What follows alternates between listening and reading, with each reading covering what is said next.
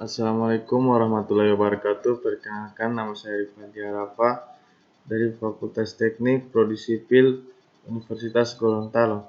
Di sini saya akan menjelaskan tentang pengelolaan sumber daya air. Yang pertama yaitu pengertian pengelolaan sumber daya air terpadu. Beberapa pengertian yang terkait dengan pengelolaan sumber daya air terpadu. Yang pertama, daerah aliran sungai atau DAS adalah suatu wilayah daratan yang merupakan satu kesatuan dengan sungai dan anak-anak sungainya, yang berfungsi menampung, menyimpan, dan mengalirkan air yang berasal dari curah hujan ke danau atau ke laut secara alami. Yang batas di darat merupakan pemisah topografis dan batas di laut sampai dengan daerah perairan yang masih terpengaruh aktivitas daratan. Kemudian, pertama, siklus daur hidrologi diatur oleh dua macam energi pokok, yaitu yang pertama, energi pancar matahari atau penguapan pindah, pemekatan atau kondensasi. Yang kedua yaitu energi gravitasi atau turun hujan, aliran, dan perkolasi.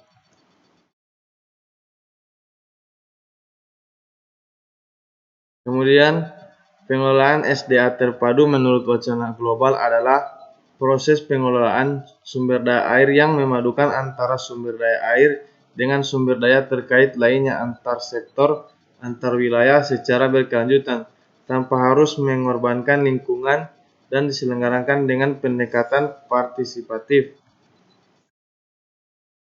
Kemudian, pengelolaan sumber daya air yang terpadu sesuai Undang-Undang Nomor 7 Tahun 2004 diselenggarakan secara menyeluruh atau perencanaan, pelaksanaan, monitor, dan evaluasi konstruksi, pendayagunaan, pengendalian terpadu atau stakeholders antar sektor wilayah, dan berwawasan lingkungan hidup, keseimbangan ekosistem, dan daya dukung lingkungan, dengan tujuan mewujudkan kemanfaatan sumber daya air yang berkelanjutan atau antar generasi untuk sebesar-besar kemakmuran rakyat.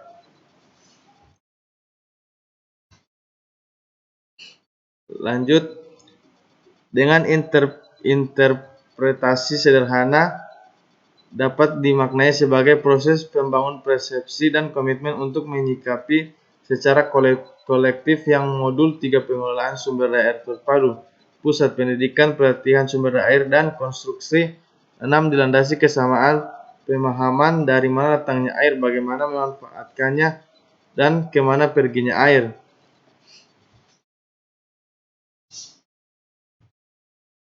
Kemudian poin B, terkait dengan air dan sumber daya air dapat didefinisikan sebagai berikut.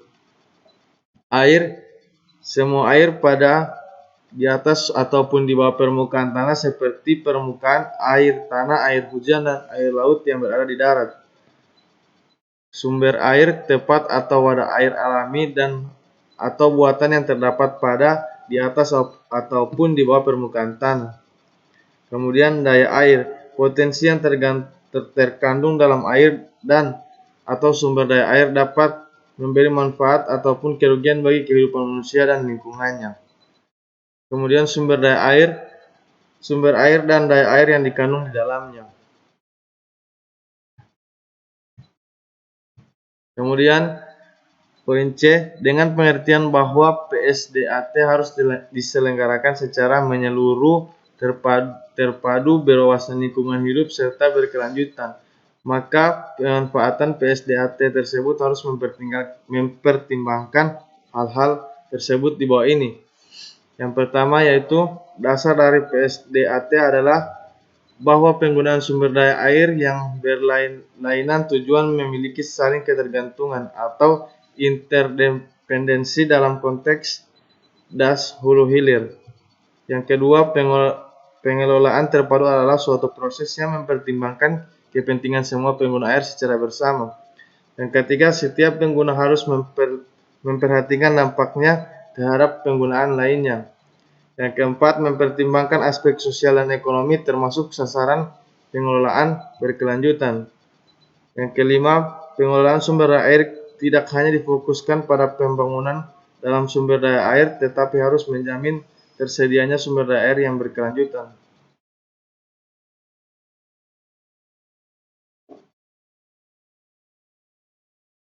Kemudian, ada permasalahan pokok dan mengapa PSDAT itu diperlukan. Yang pertama, permasalahan pokok. Terdapat 3 permasalahan pokok yang dapat dirasakan sedemikian sehingga PSDAT diperlukan. Yang pertama, masalah umum. Masalah umum ini mencakup yang pertama krisis air, poin A pertumbuhan penduduk, overeksploitasi, poin B air terlalu banyak, terlalu sedikit dan terlalu kotor. Yang kedua, krisis pelaku. Poin C pencemaran, poin D kerusakan ekosistem. Kemudian yang ketiga, krisis penyelenggaraan pengelolaan. Poin pertama yaitu sektoral top down tidak terlegitimasi. Kemudian biaya pengelolaan ditanggung pemerintah. Kemudian masalah yang kedua itu masalah aktual. Yang pertama ketahanan pangan, yang kedua pelayanan air bersih, yang ketiga banjir, yang keempat pencemaran, yang kelima degradasi das. Kemudian masalah pengelolaan masa lalu. Yang pertama Undang-Undang Nomor 11 Tahun 1974 tentang pengairan, di mana Departemen PU sebagai pemain utama dalam pengelolaan air yang harus mengkoordinasi departemen lainnya yang terkait tidak bisa terlaksana dengan baik. Yang kedua, semua departemen beranggapan bahwa Undang-Undang Nomor 11 Tahun 1974 itu kan undang-undangnya PU, sedangkan kalau sumber air itu urusan saya.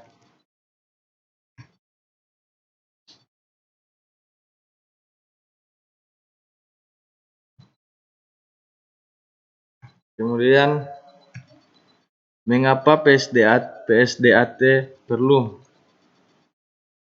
Yang pertama, ketersediaan air alamiah Indonesia mencapai 1.957 miliar meter kubik per tahun, namun penyebarannya tidak merata. Saat ini Pulau Jawa, Bali, Nusa Tenggara telah defisit air. Yang ketiga, 93 wilayah sungai dari 133 wilayah sungai di Indonesia dipakai bersama lintas negara, provinsi, kabupaten, kota. Kemudian, hampir semua sungai di Jawa, Bali tercemar dan meningkatkan timbulnya penyakit. Kemudian, 90% bencana alam pada tahun 1990-an terkait dengan air. Yang selanjutnya, peningkatan jumlah penduduk akan menjadi penggerak utama pengelolaan sumber daya air untuk 50 tahun mendatang. Perkembangan PSDAT. A. Proyek Ekaguna. Proyek Ekaguna ini mempunyai tujuan tunggal untuk memenuhi kebutuhan mendesak pada suatu saat untuk mengakomodasi kepentingan komunitas setempat terbatas. Kemudian, multiguna. Perkembangan kebutuhan masyarakat yang beragam mulai menyebabkan pertentangan antar pengguna air.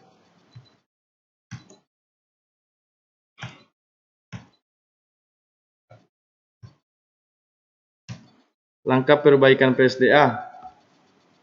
Yang pertama, The Enabling Environment, memperbaiki kebijakan perundangan sistem pembiayaan SDA. Yang kemudian memperbaiki kelembagaan struktur tugas tanggung jawab pemenang pusat, daerah, wilayah, sungai, masyarakat.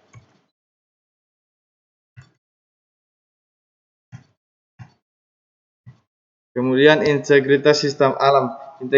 Integrasi sistem alamiah dengan faktor yang paling penting adalah ketersediaan sumber daya air, kualitas dan kuantitas yang pada dasarnya terdiri dari beberapa integrasi sebagai berikut.